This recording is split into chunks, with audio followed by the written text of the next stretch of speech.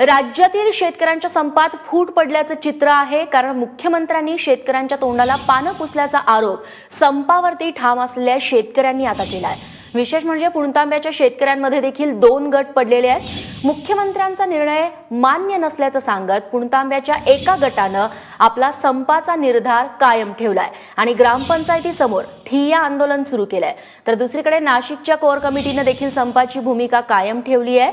तसंच दिंडोरीत देखील महिला शेतकऱ्यांनी टोमॅटो आणि दूध रस्त्यावरती फेकत आपला निषेध चालू ठेवलाय। पुणतांब्याच्या कोर कमिटीचे सदस्य मॅनेज झाल्याचा आरोप आता संपकरी शेतकऱ्यांकडून केला जातोय।